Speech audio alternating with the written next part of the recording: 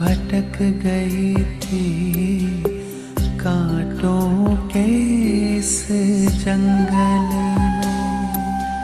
मैं अनजाना उलझ गया था मोह माया के दलदल में।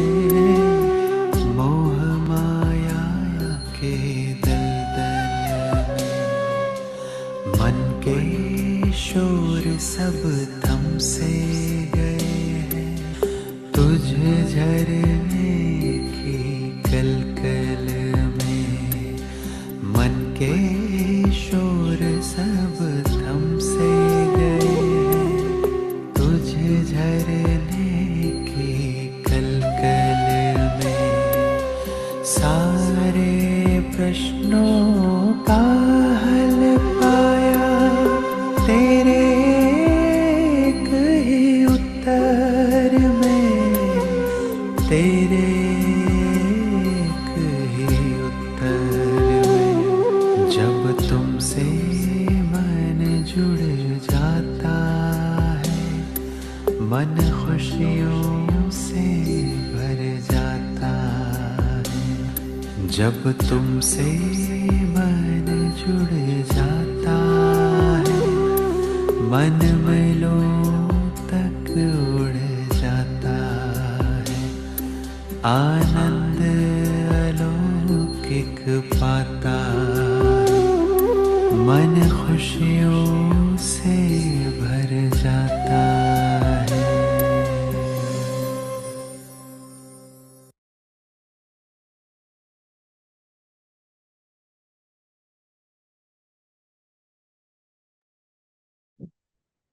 ओम शांति। आज हम 13 मार्च 1969 और 20 मार्च 1969 की मुरली डिस्कस करेंगे। स्टार्टिंग विद 13 मार्च 1969, कुछ क्वेश्चंस है। फर्स्ट क्वेश्चन, बाबा ने कहा वर्तमान समय की परिस्थितियों के प्रमाण जितना ही प्रेम स्वरूप उतना ही डैश स्वरूप भी होना चाहिए। आंसर, शक्ति स्वरूप। तो बाबा ने कहा कि वर्तमान समय की परिस्थितियों के प्रमाण जितना ही प्रेम स्वरूप उतना ही शक्ति स्वरूप भी होना चाहिए। दूसरा प्रश्न है, देवियों के चित्रों में मुख्य क्या विशेषता होती है? उत्तर, बाबा ने कहा काली के सिवाय बाकी जो भी देवियां हैं उन्हों के नयन हमेशा गीले दिखाते हैं, प्रेम में जैसे डूबे हुए नयन दिखाते हैं। साथ साथ जो उनका चेहरा आदि बनाते हैं तो उनकी सूरत से ही शक्ति के संस्कार देखने में आते हैं, लेकिन नयन में प्रेम दया शीतलता देखने में आती है।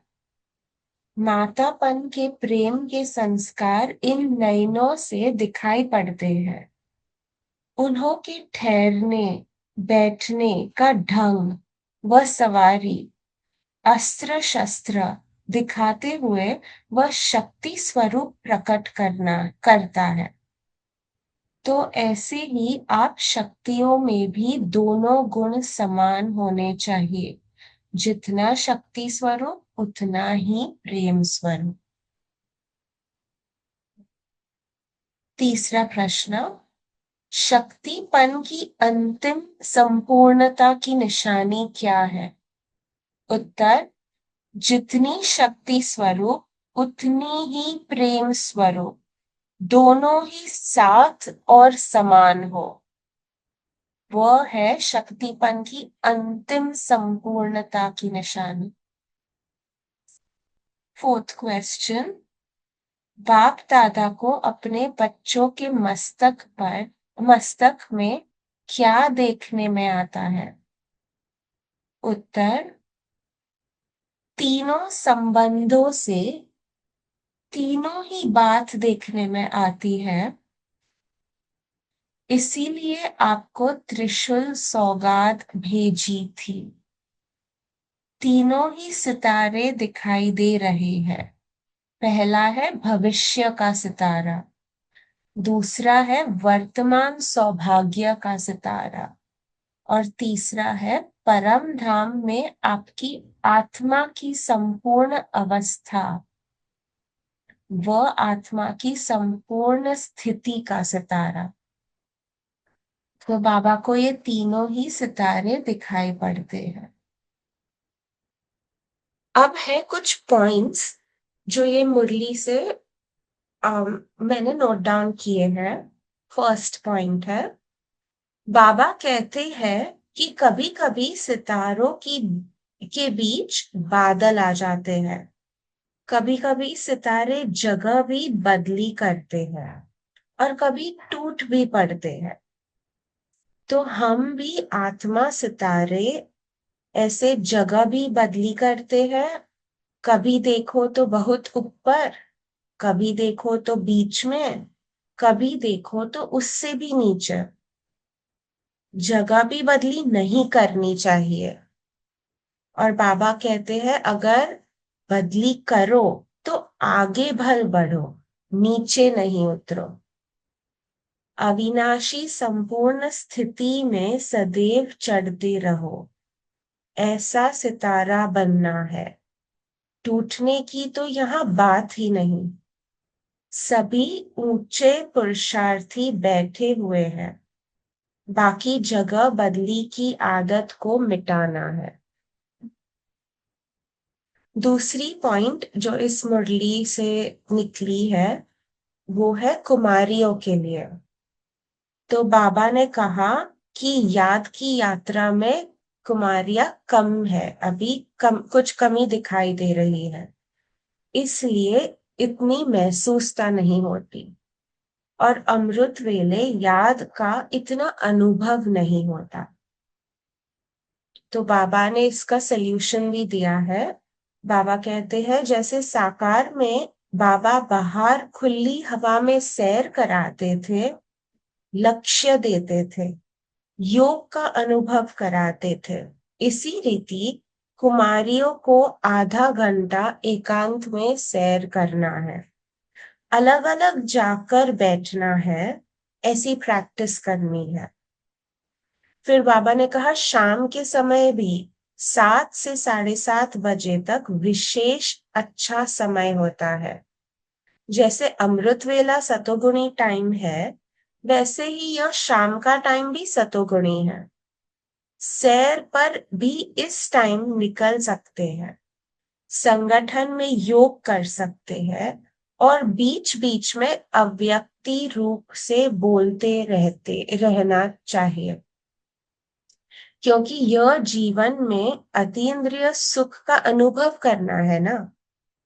तो इस समय ऐसे समझो जैसे बाप दादा के निमंत्रण पर जा रहे हैं।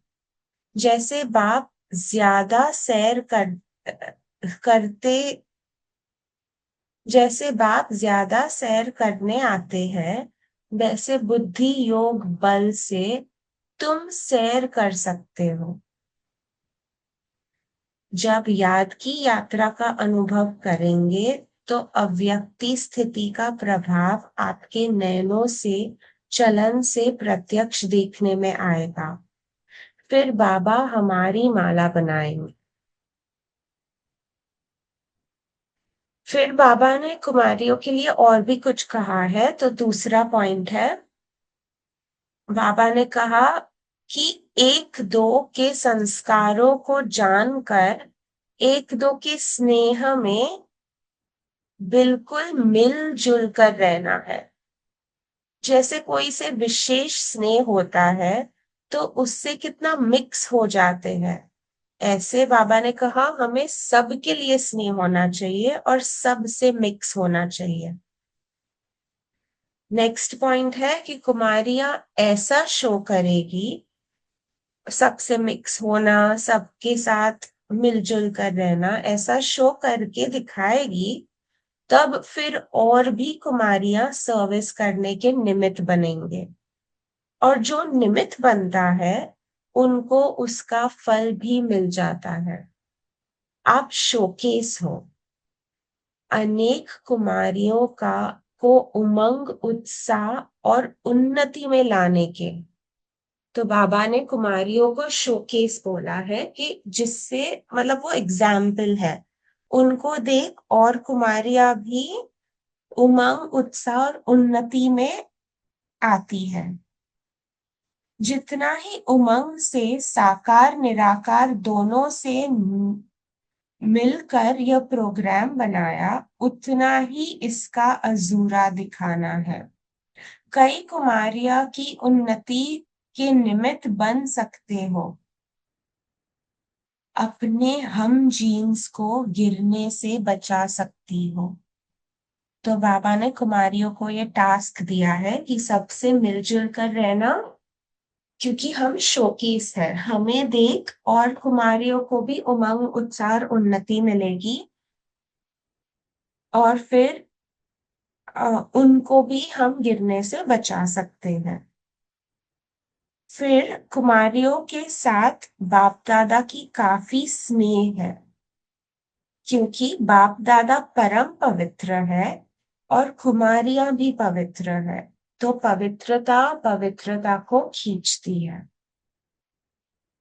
नेक्स्ट पॉइंट जो बाबा ने कही थी वो थी महारथी के लिए। बाबा ने कहा महारथी कहलाए वो जो ज्ञान रत्नों का दान करे। वैसे गुणों का दान भी बहुत बड़ा दान है। तो बाबा ने कहा कि ज्ञान दान तो भी सहज है और गुणों का दान उससे भी बढ़कर है।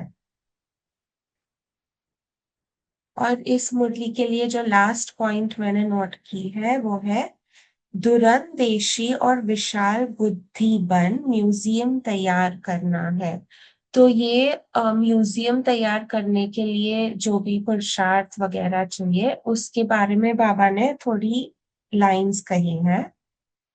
तो दूरांदेशी और विशाल बुद्धि, और फिर बाबा ने कहा पहले ही भविष्य को सोच, समय को सफल करने का गुण धारण करना है और टाइम पर तैयार भी करना है, जल्दी भी हो और संपूर्ण भी हो।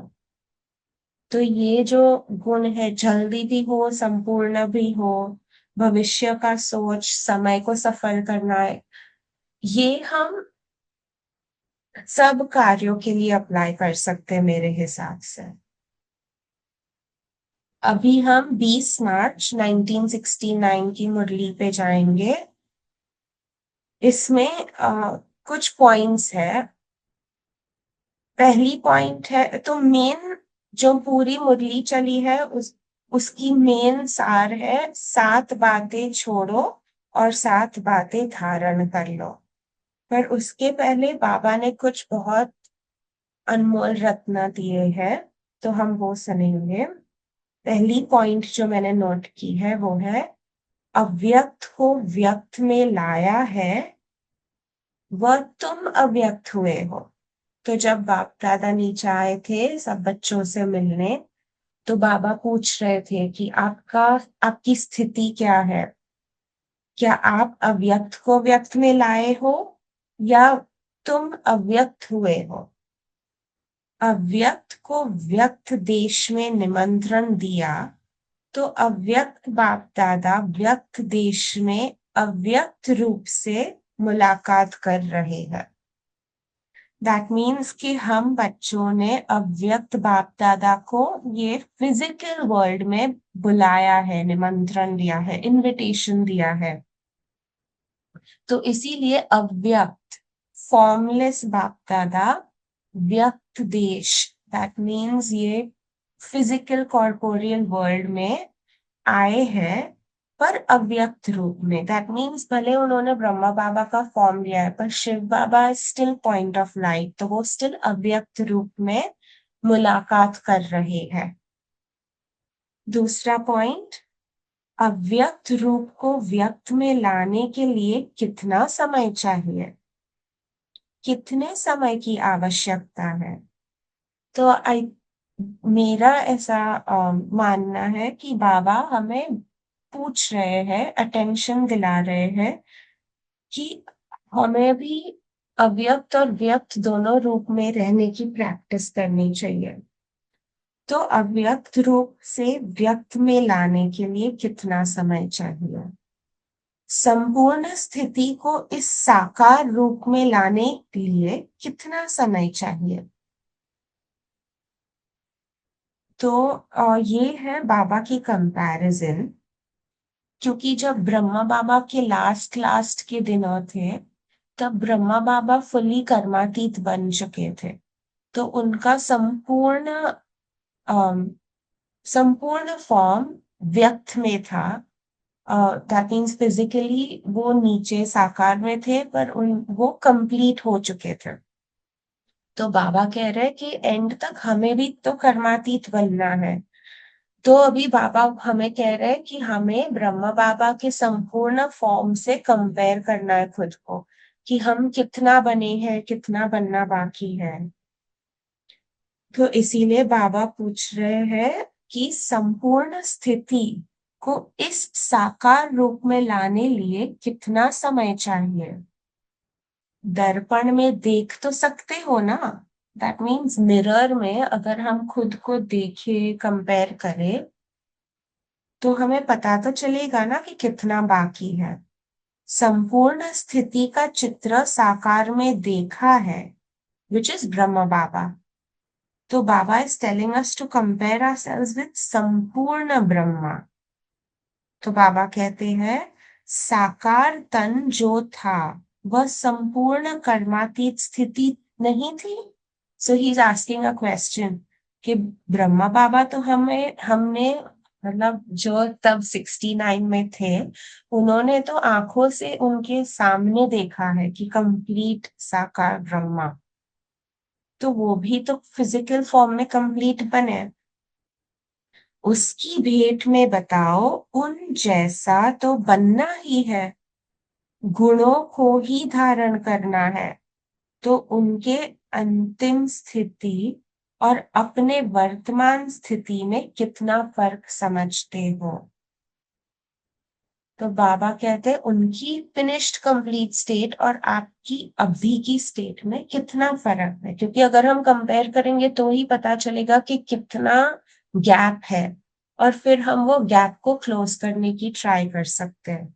और बाबा ने बहुत सटली यही सेंटेंस में सोल्यूशन भी दे दिया है कि कैसे करना है। तो बाबा ने कहा गुणों को ही धारण करना है। तो the only way to bridge the gap between हमारा इनकम्प्लीट और कंप्लीट फॉर्म इज गुणों की धारणा। तो बाबा ने कहा उसके लिए कितना समय चाहिए? बाबा ने कहा कि साकार ब्रह्मा बाबा जो संपूर्ण बने, उनकी अंतिम स्थिति में उनके हर गुण, हर कर्म को अपने कर्म और वाणी से भेंट करो। मीन्स ब्रह्मा बाबा के हर कर्म और हर गुण को हमारे कर्म, गुण, वाणी जैसे हम बिहेव करते हैं उससे कंपेयर करना है। तो हमें मालूम पड़ जाएगा कि कितना फर्क है हम में और कर्मातीत स्थिति में। कर्मातीत स्थिति इस कर्म से अतीत। सो जो भी हम कर्म करते हैं उसका इफेक्ट से परे। Next point, Baba is reminding अस कि समय पुरुषार्थ का बहुत कम है।